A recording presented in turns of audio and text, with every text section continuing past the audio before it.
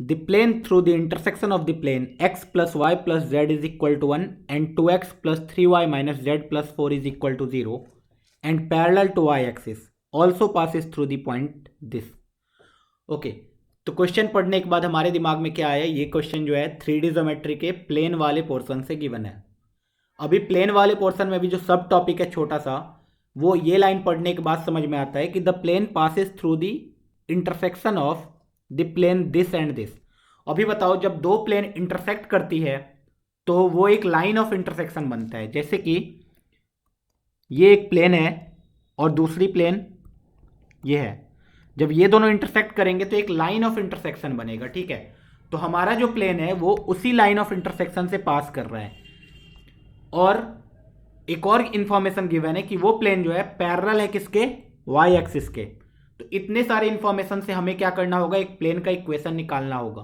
Plane का equation निकालने के बाद हमें उन्होंने ये पूछा है कि हमारा जो प्लेन का इक्वेशन आएगा, then this plane also passes through the point. तो ये चारों पॉइंट डाल के हमें चेक करना पड़ेगा कि ऐसा कौन सा पॉइंट है जो उस प्लेन पे भी लाई कर रहा होगा।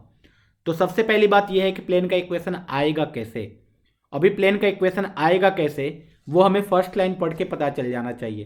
कैसे, तो हमें एक कॉन्सेप्ट पता है कि अगर मेरे पास एक प्लेन ऑफ P1 दूसरा plane of P2 is equal to 0, पहला प्लेन है P1 इज इक्वल टू 0, अगर ये दोनों इंटरसेक्ट करती है एक लाइन ऑफ इंटरसेक्शन में, कॉमन लाइन ऑफ इंटरसेक्शन है, तो इस कॉमन लाइन ऑफ इंटरसेक्शन से इनफाइनाइट प्लेन पास कर सकती है और उसका जो इक्वेशन होगा वो होगा P1 plus lambda P2 is equal to 0।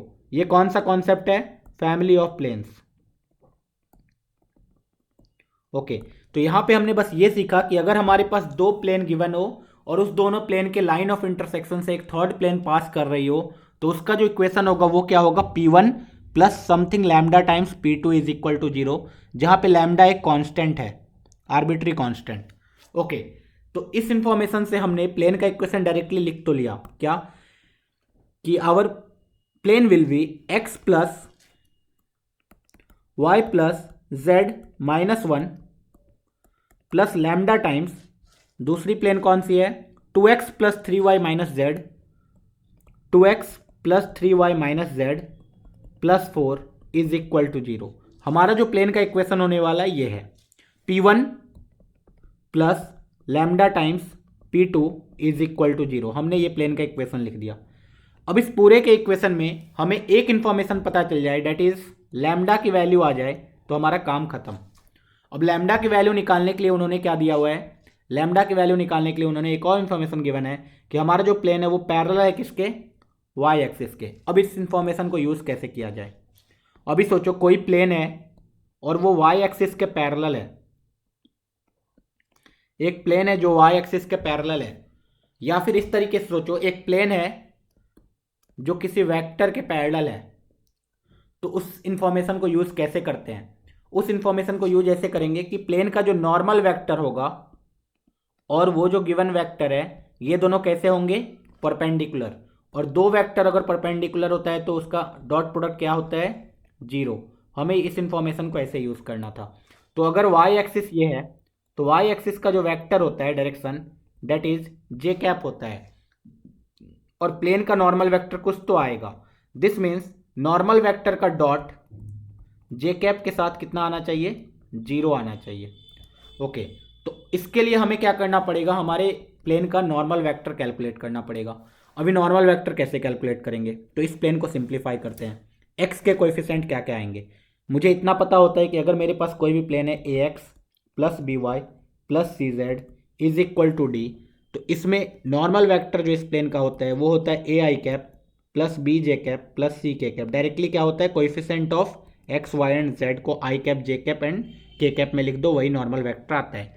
तो मैंने इस प्लेन को उसी तरीके से क्या किया, एक्स वाई जेड के कोएफिशिएंट को अलग अलग किया। अभी बताओ वो जो प्लेन है मेरा वो है X plus Y plus Z minus 1 plus lambda times 2x plus 3y 2x plus 3y minus Z plus 4 is equal to 0। Okay, अभी इसको सिंप्लीफाई करते हैं। इसको जैसे ही सिंप्लीफाई करेंगे वी विल गेट x का कोएफिशिएंट इधर से 1 आएगा और इधर से 2 लैम्डा, तो 1 plus 2 lambda into X. Y का कोएफिशिएंट वाई टाइम्स इधर से 1 और इधर से 3 लैम्डा।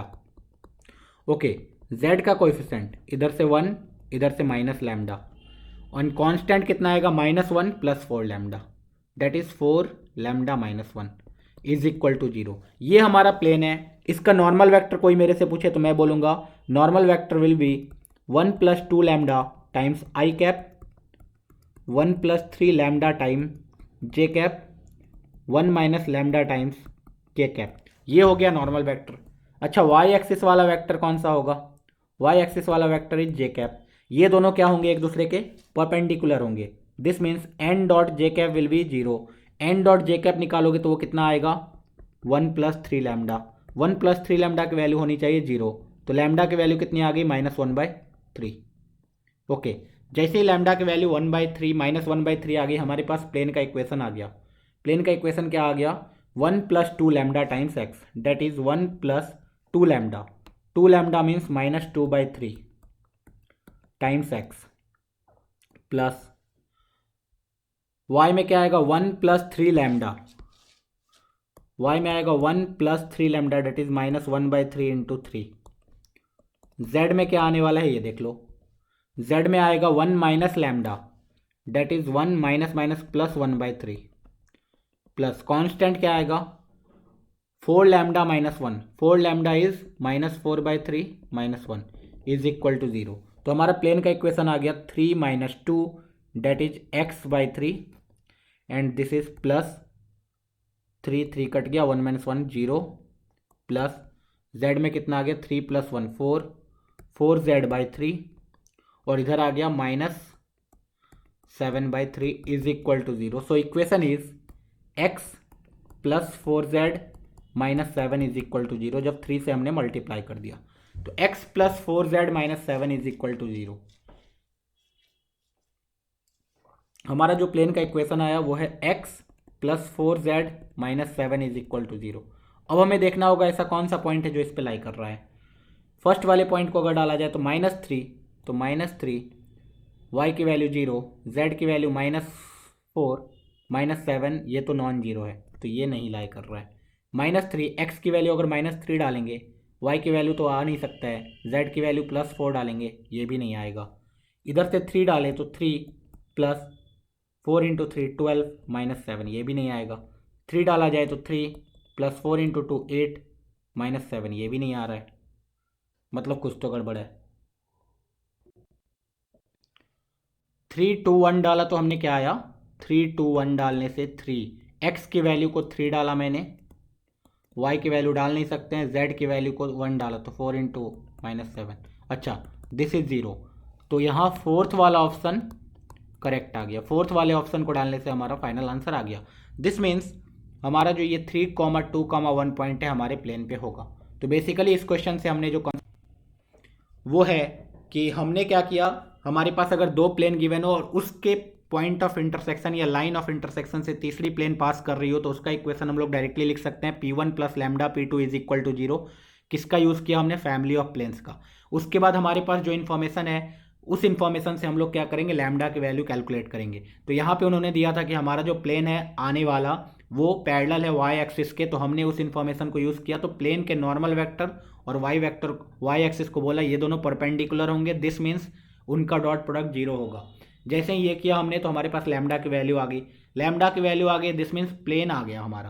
प्लेन अगर आ चुका है तो अब हम लोग क्या बोल सकते हैं? 4 पॉइंट्स गिवन है, चारों पॉइंट्स को पुट ऑन करो किसी भी प्लेन में, जो पॉइंट सेटिस्फाई कर गया, this means our plane passes through that point.